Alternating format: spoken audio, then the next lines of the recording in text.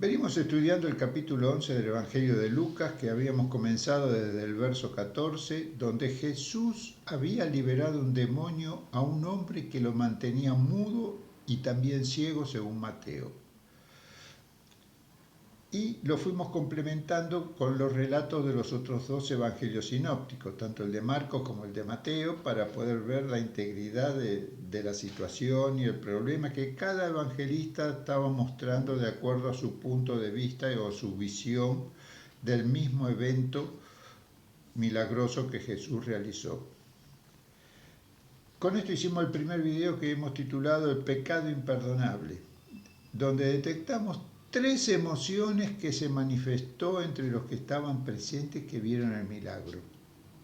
En primer lugar, el asombro por la inmediata liberación y sanidad del poseído, Lucas 11, 14. Luego la discusión si este Jesús era el hijo de David prometido como el Mesías, Mateo 12, 23. Y el rechazo de los escribas y fariseos que estaban ahí acusándolo de echar demonios por Belcebú, el príncipe de los demonios. Marcos 3, 22, Mateo 12, 23 al 24 y Lucas 11, 15 al 16. A lo que Jesús le responde con la parábola de un reino dividido. Lucas 11 del 17 al 18 y Marcos 3 del 23 al 26. Con esto anunciaba la llegada del reino de Dios y con analogía que complementa del hombre fuerte que es vencido por otro más fuerte, Lucas 11, 21 al 22 y Marcos 3, 27, les daba a entender que Él es el rey que derrotó a Satanás, liberando las vidas que poseía y llevándolos a tomar una decisión de aceptar la soberanía de Dios en el tiempo que se está viviendo. Lucas 11, 23. También se desarrolló la visión de Marcos 3:28, que fue el primer evangelio que se dio a conocer, y Mateo capítulo 12, verso 30 al 32, que fue el segundo evangelio, que toca el mismo tema. Pero estos dos evangelios complementan el evento de que dice Lucas que Jesús lo liberó al ciego y mudo de esa posesión demoníaca, con algo más serio, con la acusación que le hacían los fariseos a Jesús de que echaba demonios por la mano de Belcebú, el príncipe de los demonios. Y esto lo consideran una ofensa al Espíritu Santo, que es el único pecado no perdonable jamás. Luego hicimos un segundo video continuando con la exposición del capítulo 11 que tiene que ver con el riesgo de dejar la casa vacía. Ahí desarrollamos sobre la base de Lucas capítulo 11, partiendo del versículo 14 y luego del 24 y 26, complementando con Mateo capítulo 12, versículo 22 y del 43 al 45, que toca el mismo tema, el riesgo que implica en la vida de la persona liberada por Jesús el quedarse solo con la sanidad sin entregarse de corazón al Espíritu Santo para que conduzca su vida y así lo pueda librar definitivamente de las acechanzas del diablo, porque si no entran con más fuerza. Y el riesgo acá sería llegar a la apostasía. Ahora, en este tercer video, analizaremos la actitud de una mujer que alza la voz en medio de la multitud, alabando a María, su madre, por haberlo traído a la luz, darlo a luz. Pasaje de Lucas que no se encuentra en el resto de los evangelios sinópticos, ni siquiera en el evangelio de Juan, también llamado el cuarto evangelio. Leemos de la versión Reina Valera revisada 1960 los versículos 27 y 28 del capítulo 11. Mientras él decía estas cosas, una mujer de entre la multitud levantó la voz y dijo: Bienaventurado el vientre que te trajo y los senos que mamaste. Y él dijo: Antes, bienaventurados los que oyen la palabra de Dios y la guardan. Si traducimos el texto original de manera más literal como lo presenta The Greek New Testament, cuarta edición revisada en la versión griega, que después se traduce al español, podemos leerlo de la siguiente manera. Y sucedió que al decir él estas cosas, la que venía hablando Jesús, esas parábolas, la del reino y el hombre fuerte, cierta mujer de entre la multitud, habiendo alzado la voz, dijo a él: dichoso el vientre que te llevó a ti y los pechos los cuales mamaste. Pero él dijo: más bien, dichosos los que escuchan la palabra de Dios y la guardan. Antes de continuar con el estudio del texto leído, tengamos presente que la interpretación del rol de María en los primeros casi 4 siglos de la era cristiana fue controversial entre las 3 religiones monoteístas.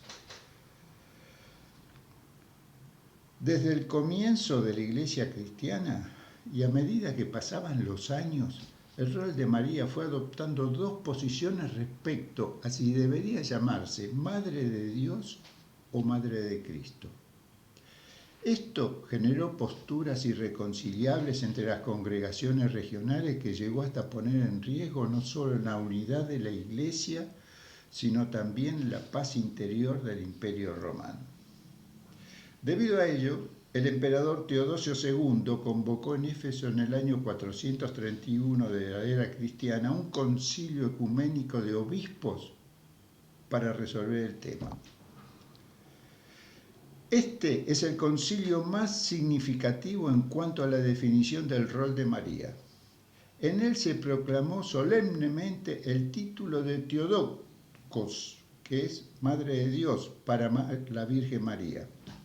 Esta definición no buscaba ensalzar a María por sí misma, sino defender la unidad de las 2 naturalezas de Cristo, la divina y la humana. El concilio, para llegar a esta conclusión, tuvo que condenar las enseñanzas del obispo Nestorio, quien sostenía que María era solo Christotokos, que es Madre de Cristo, implicando una separación entre el Jesús humano y el Verbo divino. Al afirmar que María es Madre de Dios, el concilio subrayó que en Jesús no hay división entre la naturaleza divina y su naturaleza humana, sino que ambas están unidas en una sola persona.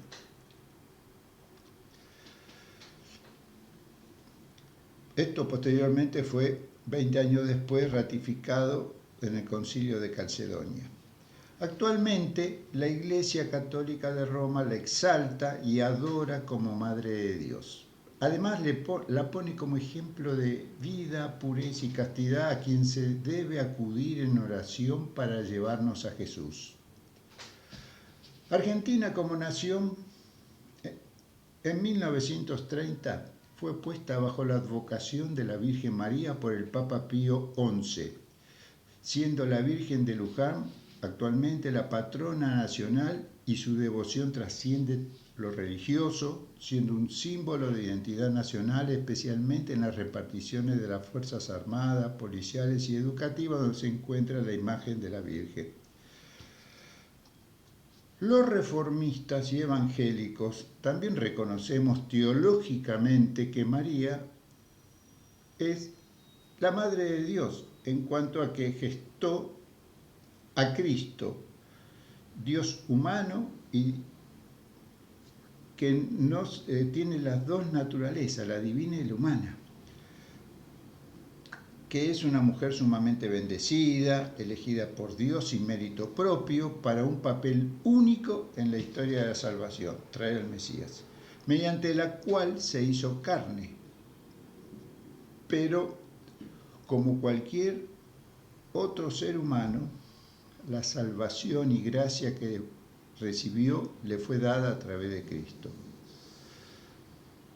Sí, concordamos que es un ejemplo bíblico de humildad obediencia y fe, como ella lo expresa en su Magnificat, Lucas capítulo 1, versículos 46 al 55. Ahora vamos a la segunda religión, el Corán.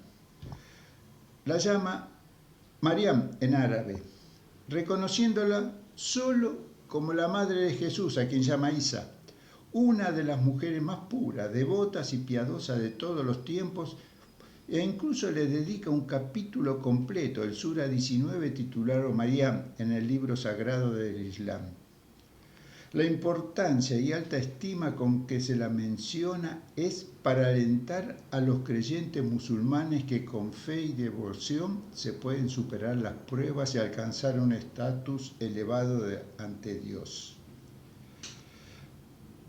Ahora bien, los judíos a su vez interpretan el texto que hemos leído de Lucas como el volver a la palabra revelada en la Torá, que significa revelación o instrucción. Único ser a quien se le debe adorar y devocionar por sobre todo lo creado, escuchando su voz, meditándola en el corazón y llevándola a la práctica en la vida diaria. Ahora bien, si entendemos que Jesús nació de madre judía, creció y vivió como un judío, podemos comprender la profundidad de la respuesta que Jesús le dio a la mujer y el alcance universal para toda persona que llegue a ser receptor y portador de una auténtica bendición personal que satisfaga toda necesidad y nos proyecta a la eternidad. Ahora sí, hechas estas aclaraciones, analicemos el texto en detalle. La exclamación de la mujer, que seguramente no conocía a la madre y ni siquiera su nombre, expresa la esperanza que tenía toda mujer judía de llegar a ser progenitora del Mesías esperado. Pero también manifiesta la alegría de ver a Jesús, su obrar, su palabra, sus enseñanzas, porque está desde el principio de la sanidad y las discusiones con los escribas y fariseos, que demuestran que su madre ha sido bendecida con un hijo ejemplar que le ha dado Dios. En sus palabras, dichoso el vientre que te llevó a ti, los pechos los cuales mamaste, según el texto griego, no implica devoción alguna a María. Simplemente el reconocimiento por la bendición recibida y también el cumplimiento de la palabra profética de María cuando dijo: desde ahora me dirán bienaventurada todas las generaciones. Lucas 1:45. Debemos preguntarnos, ¿qué hizo María para ser bienaventurada? El Evangelio de Lucas aporta respuestas a esta pregunta, relatando los acontecimientos desde la visión de Dios y sus promesas para beneficio de la humanidad a través de Jesús. María comienza con oír la palabra que le fue dada por el ángel cuando la visitó y le dijo: Salve muy favorecida, el Señor es contigo, bendita tú entre las mujeres. Y ahora concebirás en tu vientre y darás a luz un hijo, y llamarás su nombre Jesús. Este será grande y será llamado Hijo del Altísimo, y el Señor Dios le dará el trono de David su padre, y reinará sobre la casa de Jacob, Israel, para siempre, y su reino no tendrá fin. Lucas capítulo 1, verso 28, la anunciación del saludo, y del 31 al 33, la anunciación. Si bien esta fue la voluntad soberana de Dios para escoger un vientre del cual saldría el Salvador de Israel y de toda la humanidad, también hacía falta algo más para que se pudiera cumplir lo anunciado por el ángel: que María diera su aprobación incondicional. Y por eso ella le tuvo que responder. Entonces María dijo: He aquí la sierva del Señor, hágase conmigo conforme a tu palabra. Lucas 1, versículo 38. Por esto, su prima Elizabeth, que estaba embarazada de Juan, quien sería llamado posteriormente el Bautista, le reconoce que la bendición recibida es fruto de escuchar la palabra de Dios y entregar su vida a la obediencia. Con esta palabra se lo dijo: bienaventurada la que creyó, porque se cumplirá lo que le fue dicho de parte del Señor. Lucas capítulo 1, verso 45. De manera que Dios obra de forma que no podemos comprender cómo distribuye sus bendiciones en nuestras vidas. Pero sí es necesario, para poder recibir, estar dispuesto a aceptar esa bendición que Dios nos tiene preparada cuando nos llega de diversas formas, como en el caso que fue a María. A nosotros nos llega de distintas maneras, con un hijo que Dios nos da, con un trabajo que nos da, con un estudio que nos abre la puerta a la capacitación para ser de bendición a los futuros alumnos que van a ser los maestros y los empresarios, trabajadores del mañana. De manera que ella no es ejemplo para que se la devocione y adore, sino para imitar su fe y predisposición personal de quien ha recibido una palabra de Dios que traerá bendición y esperanza para toda la humanidad. Y aquí se cumple la palabra dada por Dios a Abraham, el padre de la fe, cuando le dijo: te bendeciré y engrandeceré tu nombre, y serás de bendición. Génesis capítulo 12, versículo 2. Todo aquel que escuche la voz de Dios, la atesore en su corazón y se disponga a vivirla en plenitud, será bienaventurado o bienaventurada en todo lo que haga. Y a partir de ahí será de bendición a todos los demás. Este es el sentido con que Jesús le responde a la mujer que elogia a su madre. Más bien dichosos los que escuchan la palabra de Dios y la guardan. De manera que Jesús no descalificó a su madre, sino que reorienta a la mujer sobre el concepto de la verdadera bienaventuranza. Jesús no niega que la bendición que María recibió para ser su madre, sino que enfatiza que la verdadera dicha y el parentesco espiritual con Dios no se basan en lazo de sangre o privilegios personales, sino en la fe y en la obediencia de la palabra de Dios. Con esta afirmación Jesús busca, en primer lugar, elevar la importancia de la fe y la obediencia por sobre todo el lazo familiar. Mientras que la mujer se enfoca en el privilegio de María como madre de Jesús, él dirige su atención hacia lo que realmente importa para la salvación y la relación con Dios: escuchar y obedecer la palabra.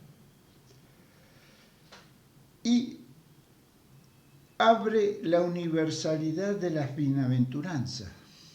Al poner el énfasis en los que escuchan la palabra de Dios y la guardan, no se refiere solo a los judíos. Jesús abre la puerta de la bienaventuranza a todas las personas, independientemente de su origen o parentesco. El apóstol Pablo bien dijo que todos somos hijos de Dios por medio de la fe, donde las diferencias nacionales, sociales, religiosas desaparecen y todos pasamos a formar parte de un cuerpo en Cristo Jesús, heredando las bendiciones que Dios le hizo a la descendencia de Abraham. Gálatas capítulo 3, versos 26 al 29, para llegar a reconciliar al mundo con Dios por medio de Cristo Jesús, no tomándoles en cuenta sus pecados. Segunda de Corintios capítulo 5, verso 19.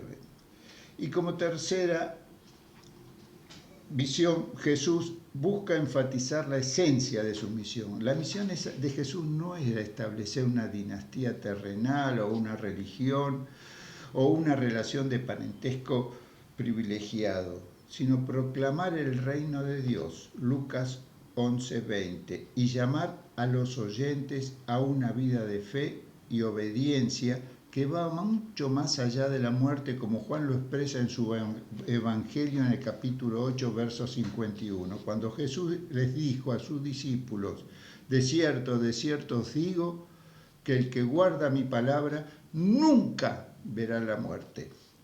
Esta es la invitación a la mayor de todas las bendiciones que recibimos mediante la fe y la obediencia que Dios tiene preparada para todo aquel que le ame de corazón y que un día estará en su presencia por toda la eternidad. Que la gracia inmerecida de Dios trabaje en nuestros corazones, proteja nuestras vidas y nos libre de todo mal. Bendiciones.